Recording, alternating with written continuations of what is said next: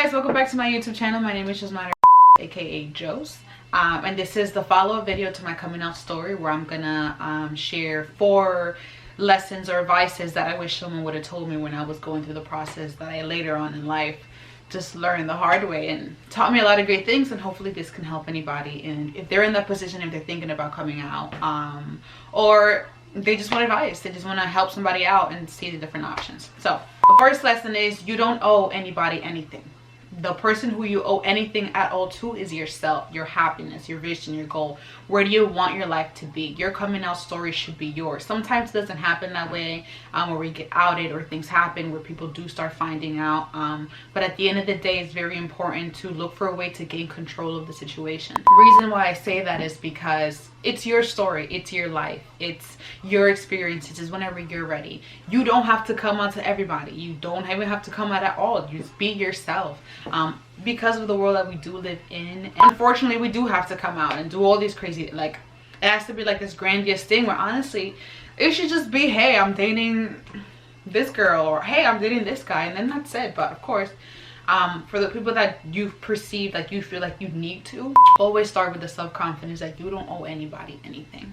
You owe yourself the happiness, you owe yourself the freedom to get it off your chest, to let people know who you are.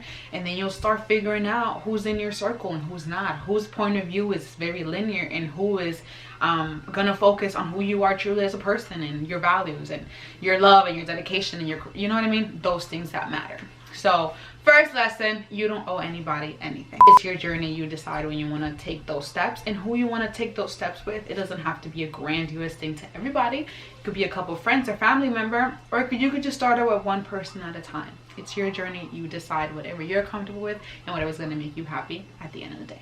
Lesson number 2, people will shock you. For my coming out story, as you saw, I was shocked with the reaction of my parents.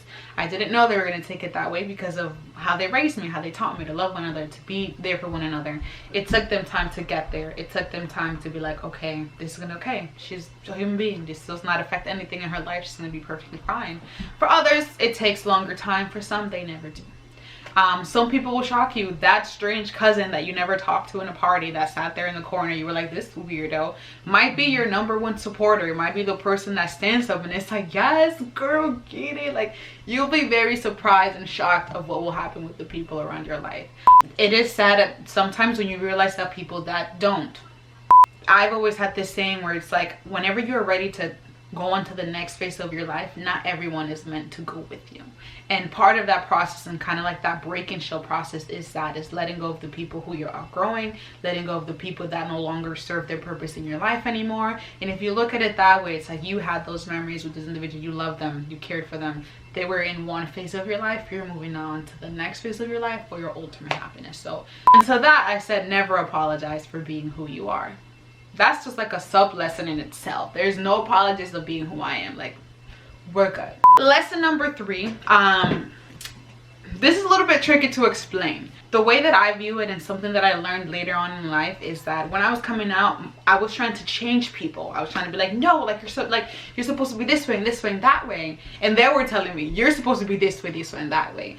And it hit me where it's like, my job or my role or whatever, I don't even think it's a job, but my responsibility is not to change anybody. I'm not here to change anybody, because that's how they feel. They want to change me for who I just am, right? But my responsibility is to change their point of view. I am a person. I'm an example of the case of, hey, I'm your daughter, I'm your sister, I'm all these things, and I happen to be gay.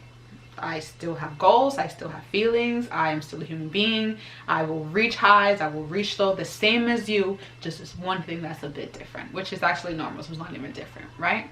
So I kept struggling to change these people, like, no, and that was pushing a lot of our relationships out. Like, between my mom, I was trying to change my mom who she was, and she's like, you know, and she was trying to change me. When it got to the point where I was older in life, it was like, I'm not trying to change you. I love who you are. You are, everything about you is who you are. Everything about me is who I am. But I'm just simply trying to change your point of view and change your, like, sight from this to the world. So with that being said, your responsibility, if you're looking at, like, I'm gonna change people, you don't change people. You just change their point of view about something. enlighten them, teach them, take their ignorance away, bring them to the other side with you, but you don't change people. People are who they are. If that was the case, they would sit here and try to change me. I can't be changed. This pole is bent. No. And last but not least, learn is that it does take time. People, I expected it to be like, today I came out, tomorrow we're walking down the street of rainbow gayness. No, it doesn't happen that way. For some people, which is great, it does happen overnight. It's like, oh, made it? This is great. Shorty's gay. You know what I mean? It does happen overnight. But for others, in changing people's mind, in opening people up, in teaching them, in bringing them to see the other side, it takes time. It doesn't happen overnight. Sometimes it may take weeks. Sometimes it may take months. Sometimes it may take years. It took, for my family, it took us years to get there. It took us years to get to the other side and be like, you know what, this is fine. Like, their views were changed and they got to this side, but it took us years. And along that side, you just have to make sure you're taking care of yourself, because if you're not at a place to sit there and take that journey, it will take longer time. Everything starts with you and how you handle yourself and the care that you take of yourself. It will take an emotional toll, a physical toll, a mental toll. And sometimes you got to stop. And sometimes you go back to it and keep going. And sometimes you stop again. And sometimes you got to come back and keep going to it. But it's slowly baby steps that get you to your end result, which ultimately is living your best life and being happy and loving who you are. So thank you so much for watching this video. These are the 4 tips that I do have, for advice, lessons, whatever you may call it, that I have from my coming out experience that I wanted to share with you. If you guys have any questions, comments, concerns, please put them in the comment box below. Don't forget to like and subscribe to my channel if you want to see more of my life, see the crazy things that we got planned or I got planned, and also add me on Instagram. Okay, thank you guys. Peace.